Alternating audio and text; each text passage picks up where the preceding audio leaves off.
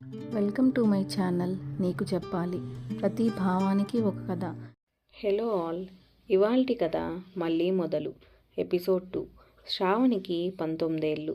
ఆ సమ్మర్లో వాళ్ళ పెద్దమ్మ కొడుకు తన అన్నయ్య పెళ్ళి జరిగేది ఆ పల్లెటూరిలో. శ్రావణి మళ్ళీ ఊరికి వెళ్తుంది.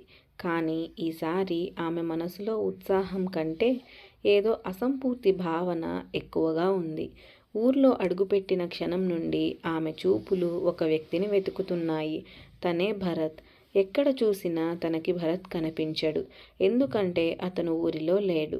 అతని గురించి ఎవరిని అడగాలో తెలియదు. అతను అన్నయ్య స్నేహితుడే కదా, అయినా ఎందుకు రాలేదు? ఇవాళ వస్తాడా లేదా రేపు వస్తాడా? అసలు వస్తాడా రాడా అని శ్రావణి మనసులో ప్రశ్నలు.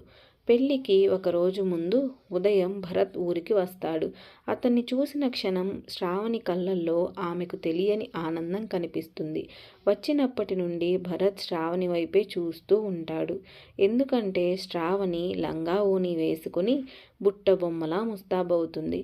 భరత్ ఆమె వైపు నుండి తన చూపును తిప్పుకోలేకపోతాడు. శ్రావణి కూడా భరత్ని చూస్తూ ఉంటుంది. ఆ రోజు సాయంత్రం ఇంట్లో ఎవరూ లేని సమయంలో భరత్ వెనుక డోర్ దగ్గరకు వచ్చి, నా ఫోన్ నెంబర్ ఇస్తా తీసుకో అంటాడు. శ్రావణి ఒక్కసారిగా ఆశ్చర్యపోతుంది. నాకెందుకు అంటుంది. నాకు కాల్ చేయడానికి అంటాడు. నేను నీకెందుకు కాల్ చేస్తాను? నీ నెంబర్ నాకేమీ అవసరం లేదు అని చెప్పి బయటకు వెళ్ళిపోతుంది. భరత్ కొంచెం సేపు అక్కడే వెయిట్ చేస్తాడు, శ్రావణి మళ్ళీ తిరిగి వస్తుందేమో అని. కానీ శ్రావణి వెళ్ళదు. భరత్ కోపంగా అక్కడి నుండి వెళ్ళిపోతాడు. అది శ్రావణి గమనిస్తుంది. ఇక నా వైపు చూడడా, నాతో మాట్లాడడా అని తనలో తానే అనుకుంటుంది. పెళ్లి రోజు భరత్ నార్మల్గానే ఉంటాడు. శ్రావణితో కాసేపు మాట్లాడతాడు. ఏం చదువుతున్నావు, ఎక్కడ, ఏంటి అని నార్మల్గా మాట్లాడతాడు. పెళ్లి జరిగిపోతుంది. శ్రావణిని తన అన్నయ్యతో తన అన్నయ్య అత్తగారింటికి పంపుతారు. శ్రావణికి అసలు ఇష్టం ఉండదు వెళ్ళడం. కానీ ఒకరోజే అని చెప్పి పంపుతారు. భరత్ ఆమె కోసం వెతుకుతూ ఉంటాడు. తర్వాత తను వాళ్ళ అన్నయ్యతో వెళ్ళిందని తెలుసుకుంటాడు. శ్రావణి సాయంత్రానికి వచ్చేస్తుంది. అలా ఇంకో 4 రోజులు అక్కడే ఉండి మళ్ళీ తిరిగి తన ఊరికి వెళ్ళిపోతుంది. కాలం గడుస్తుంది. శ్రావణి బీటెక్ ఫైనల్ ఇయర్ చదువుతుంది. ఇంట్లో పెళ్లి సంబంధాలు చూడడం మొదలవుతుంది. ఆమె నాన్న తన అక్క కొడుకు విరాట్ని చూపిస్తాడు. విరాట్ అందగాడు, చిన్న ఉద్యోగం చేస్తూ ఉంటాడు. ఆస్తులు పెద్దగా లేకపోయినా మంచితనం, ఓపిక మాత్రం ఎక్కువ.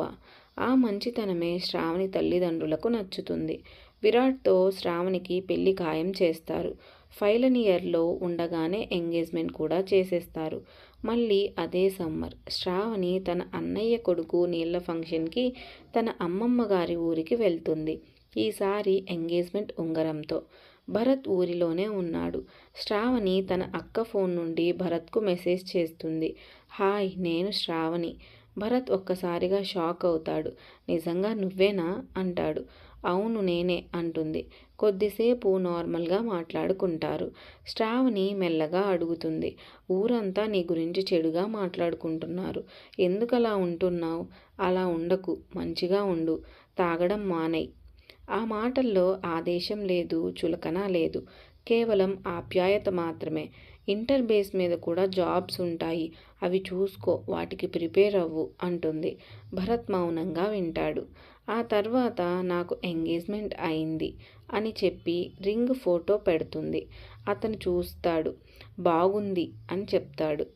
శ్రావణి ధైర్యం చేసి అడుగుతుంది, శిరీషతో నువ్వు ప్రేమలో ఉన్నావని అందరూ అంటున్నారు, నిజమేనా? భరత్ కొంచెం గ్యాప్ ఇచ్చి చెప్తాడు, అది ఒకప్పుడు, ఇప్పుడు కాదు.